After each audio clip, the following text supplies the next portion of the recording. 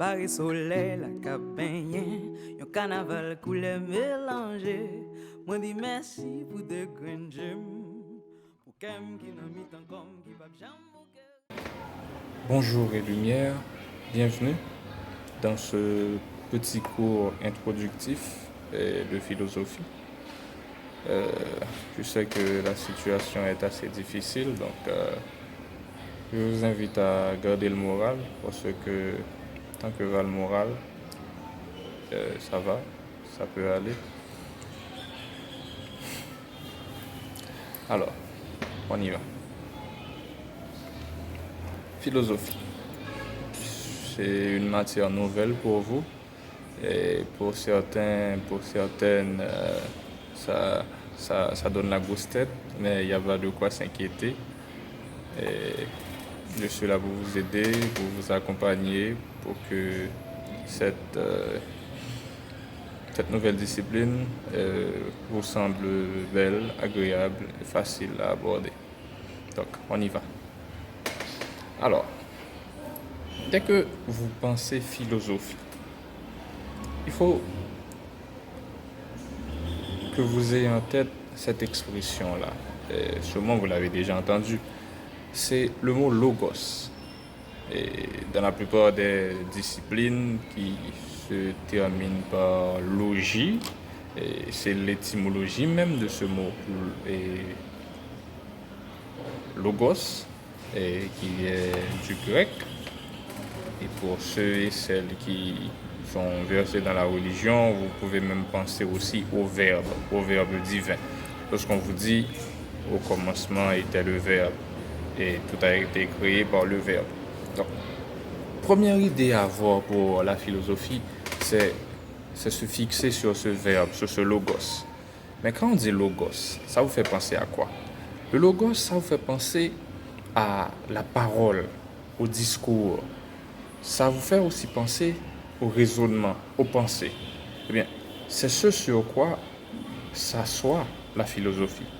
La philosophie s'assoit sur le discours, sur la pensée, sur un récit, sur des mythes.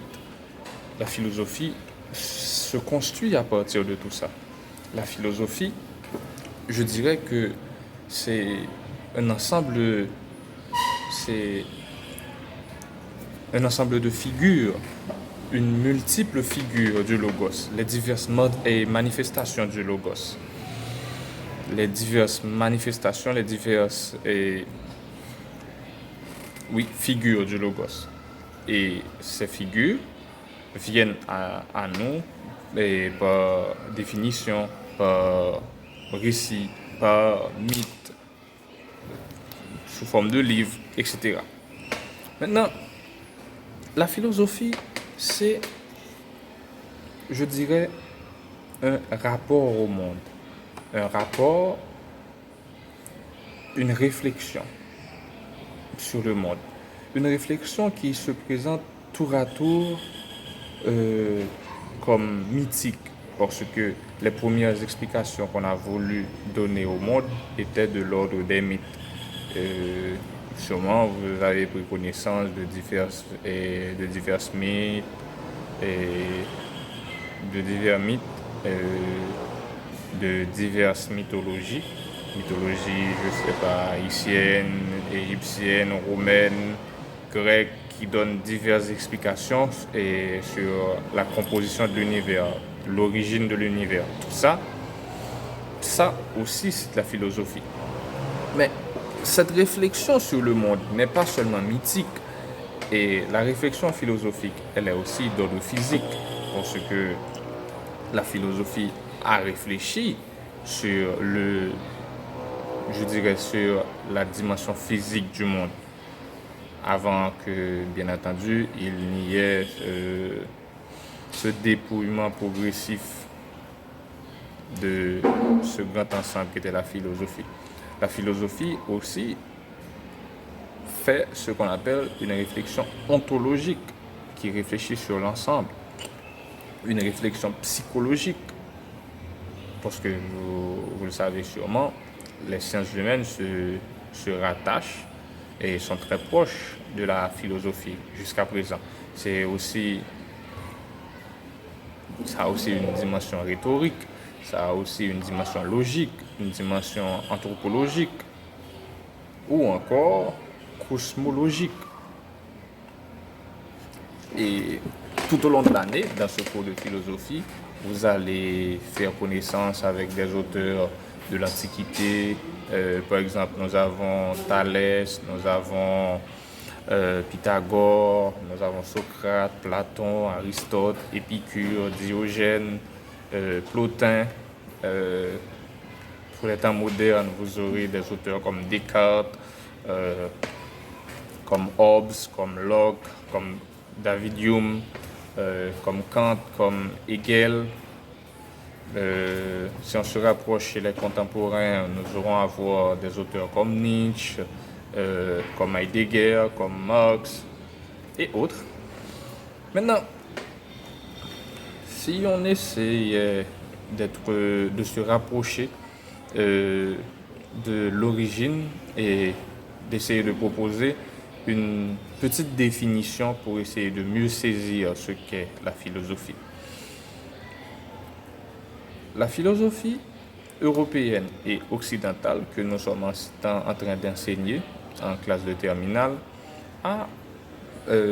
tire son origine il y a plus de 2500 ans de l'Asie mineure, puis en Grèce. On a dit que c'est soit Platon ou soit Pythagore qui a inventé ce mot philosophie, philosophia. Étymologiquement, littéralement, c'est un mot qui veut dire c'est l'amour de la sagesse. Mais du côté des Grecs, à cette époque, on a forgé ce mot de la sorte parce que dans leur imaginaire collectif, dans la mythologie grecque, parce que je vous ai dit tout à l'heure que la philosophie tire cette base de la mythologie. Pour les Grecs, la vraie sagesse est détenue par les dieux. Ce qui veut dire que quand nous sommes en philosophie, nous sommes chez les hommes. Et en philosophie, nous ne sommes pas chez les anges, nous ne sommes pas chez les animaux, mais dans le règne humain. Et un être humain ne peut pas détenir la sagesse pour les Grecs. Un être humain peut se mettre en route, peut se mettre en recherche, en quête de cette sagesse. Donc, littéralement, lorsque ces Grecs-là ont forgé ce mot, philosophia, ça voulait dire que l'être humain va va se construire en tant qu'ami, en tant qu'amant, en tant que chercheur de sagesse, en tant que chercheur de savoir, en tant que chercheur de connaissances. Ça, c'est à retenir. Dès que on vous dit philosophie, on voit quelqu'un ou un groupe de personnes qui sont dotés de curiosité et qui cherchent à connaître, qui cherchent à comprendre, qui questionnent ce qui est autour d'eux. Maintenant, on continue dans la modernité. Il y a un philosophe allemand qui s'appelle Karl Jasper. Karl Jasper disait que la construction de la philosophie, la démarche philosophique se base sur trois grands aspects. C'est comme on dira chez nous, philosophia, lichita sous trois wordifés. Et ces trois wordifés, ça, qui cuit, qui viennent nous s'allier aujourd'hui. Ces trois aspects, c'est d'abord l'étonnement, ensuite le doute et enfin le bouleversement. Alors, d'abord, l'étonnement. Nous sommes dans un monde réel, objectif, que l'on perçoit grâce à ces cinq sens. Et lorsqu'on reçoit le monde, il y a un ensemble de détails qui nous parviennent. Et progressivement, lorsqu'on prête attention, ces détails qui arrivent jusqu'à nous, on peut remarquer qu'il y a ce qu'on appelle une prise de conscience qui se développe. C'est là que l'étonnement rentre en jeu pour Karl Jasper. Prise de conscience devant peut-être ce qui paraît évident, mais cette évidence nous fait prendre conscience de notre ignorance. Apparemment, tu regardes le coucher du soleil, tu dis, waouh, c'est beau. Et puis, il te prend de philosopher et tu te dis, ben, c'est quoi la beauté? Chaque jour, on va parler on va dire ça belle, ça belle, ça pas belle. Ok. Mais quand il t'arrive de te demander c'est quoi la beauté, tu ne sais pas ce que c'est la beauté. Mais tu t'es étonné devant cette beauté. Mais déjà, c'est un élément qui t'invite à être philosophe. Parce que tu vas essayer de comprendre ce concept, cette idée de beauté. Ensuite, on a dit, la philosophie prend aussi naissance grâce au doute. Ben oui, le doute nous permet de chercher des nouvelles certitudes. Et là, on verra ça au cours de l'année avec un philosophe comme Descartes, le doute cartésien, la remise en question. Et on a dit qu'il y a aussi un autre élément qui est le bouleversement. Ben, puisque nous vivons sur Terre, oui. Et sur Terre, la vie, des fois, nous frappe en pleine figure et nous fait voir que nous avons des limites, nous fait prendre conscience de notre finitude. Il y a des situations qui sont incontournables dans la vie. Il y a par exemple la mort, la maladie, les souffrances, l'échec, etc., la trahison.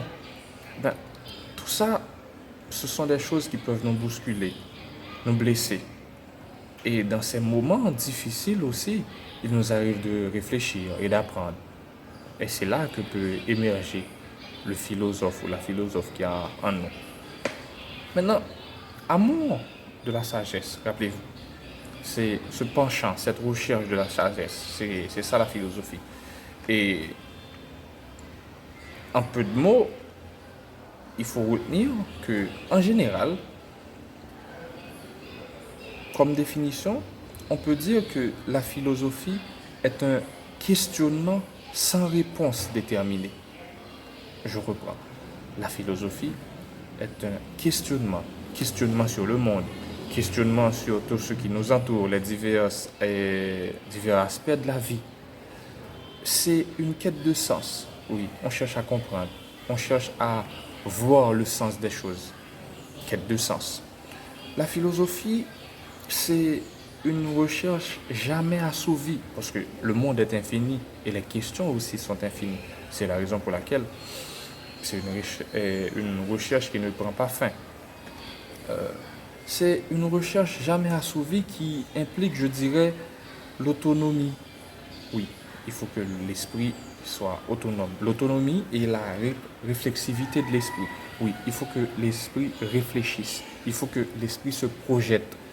Et cette projection de l'esprit permet à l'esprit de décortiquer ce qu'il y a devant lui et de mieux comprendre.